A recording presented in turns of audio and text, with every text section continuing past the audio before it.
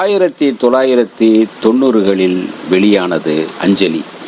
மணிரத்னத்தின் இயக்கத்தில் வெளியான அஞ்சலி 3 தேசிய விருதுகளை வென்றதுடன் இந்தியா சார்பில் ஆஸ்கார் விருது தேர்வுக்கு அதிகாரப்பூர்வமாக அனுப்பப்பட்ட படம் என்ற பெருமையும் பெற்றது.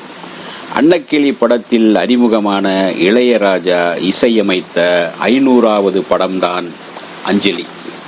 மௌனராகம் படத்தின் தொடர்ச்சியாக 2ஆம் பாகமாக மோகன் ரேவதி ஜோடியை வைத்து அஞ்சலி படத்தை உருவாக்க திட்டமிட்டார் மணிரத்னம்.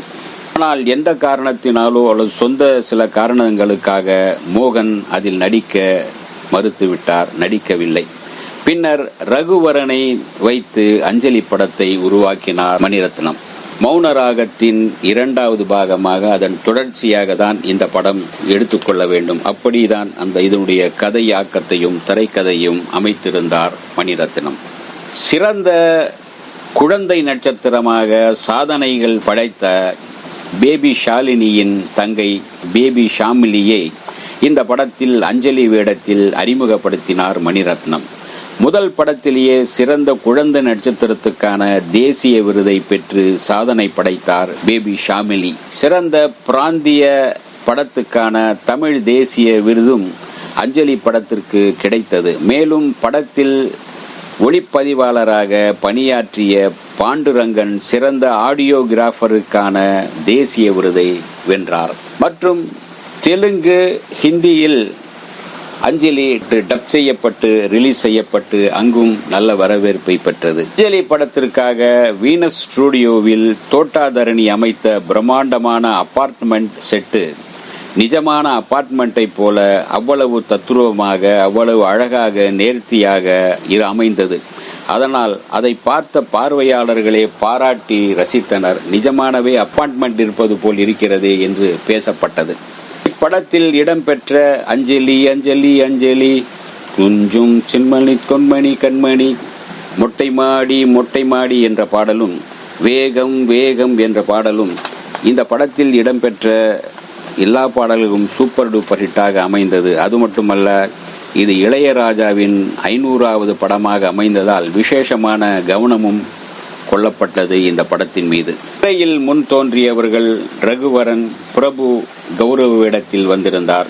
ரேவதி, சரண்யா பொன்வண்ணன், மாஸ்டர் தருண், பேபி ஸ்ருதி, பேபி ஷாம்லி அறிமுகம் செய்யப்பட்டார். திரைக்கு பின்னால் உழைத்தவர்கள் படத்தொகுப்பு லெனின் வி.டி. விஜயன், ஒளிப்பதிவு மது அம்பட், பாடல்கள் வாலி, இசை இளையராஜா, தயாரிப்பு ஜி. வெங்கடேஸ்வரன், எழுத்து இயக்கம் மணிரத்னம். அஞ்சலி படத்தின் கதை சுருக்கம் என்ன பார்ப்போம்.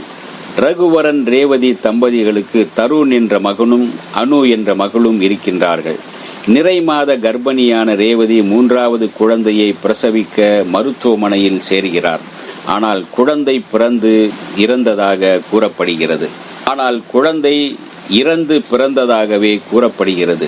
ரகுவரன் தன் மனைவி குழந்தைகளுடன் புதிதாக கட்டப்பட்ட அடுக்காங்கில், அதாவது அடுக்கு மாடி ஒன்றில் குடியேறுகிறார்.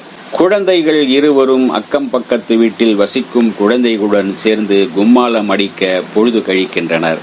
வெறும் ஜாலியாக அந்த குழந்தைகளுக்கு அந்த அபார்ட்மெண்ட் மிகவும் பிடித்து போகின்றது. ஒரு நாள் தருண் தன் நண்பர்களுடன் வெளியே செல்லும் போது அப்பா வேறொரு பெண்ணுடன் இருப்பதை பார்த்துவிட்டு வந்து தாயிடம் கூறுகிறான். ரகுவரன் தன்னிடமிருந்து எதையோ மறைப்பதை தெரிந்து கொள்கிறார் ரேவதி. மற்றொரு நாள் ரகுவரனும் வேறொரு பெண்ணும் சாலையில் பேசிக்கொண்டே செல்வதை பேருந்தில் செல்லும் ரேவதி பார்த்து விடுகிறார். தன் கணவருக்கு வேறொரு பெண்ணுடன் தொடர்பு இருப்பதாக கருதி வீட்டுக்கு வந்து துணிமணிகளை எல்லாம் எடுத்துக்கொண்டு கணவனை விட்டு பிரிய தயாராகிறார். அப்போது வீட்டுக்கு வரும் ரகுவரன் சூழ்நிலை மிகவும் சிக்கலாகிவிட்டதால் வேறு வழியின்றி ரேவதியிடம் உண்மைகளை சொல்கிறார். 2 ஆண்டுகளுக்கு முன்பு ரேவதியின் 3வது பிரசவத்தின் போது குழந்தை இறந்து பிறக்கவில்லை என்றும் மூளை வளர்ச்சி குன்றிய குழந்தையாக அது பிறந்தது என்றும் கூறுகிறார். அந்த சமயத்தில் ரேவதி உடலாலும் மனதாலும் தளர்ந்திருந்த காரணத்தால் இந்த உண்மையை மறைத்து விட்டதாகவும் கூறுகிறார் ரகுவரன். அன்று சாலையில் ரகுவரனுடன் பேசிக்கொண்டே வந்த பெண் ஒரு டாக்டர் என்றும் அவரது பராமரிப்பில்தான் தன் 3வது குழந்தை அஞ்சலி இருக்கிறார் என்று ரேவதிக்கு தெரிய வருகிறது. அஞ்சலி பாப்பாவை வீட்டுக்கு அழைத்து கொண்டு வருகிறார்கள். தருண், அனு இருவரின் நண்பர்களும் ஆரம்ப அஞ்சலி கேலி பொருளாக இருந்தாலும் விரைவில் அவர்களின் அன்பை சம்பாதித்து விடுகின்றாள் அஞ்சலி பாப்பா. அஞ்சலியால் பிரச்சனைகள் ஏற்படுவதாகவும் ரகுவரன் ரேவதி வீட்டை விட்டு காலி செய்ய வேண்டும், இந்த அபார்ட்மெண்ட்டை விட்டே காலி செய்ய வேண்டும், அல்லது அஞ்சலியை வேறு எங்காவது அனுப்பிவிட வேண்டும் என்று சொல்கிறார்கள் அபார்ட்மெண்ட்டில். அதற்கு எதிர்ப்பு வலுக்கிறது. அதே சமயத்தில் அவர்களை எதிர்த்து நிற்கின்றார் பிரபு.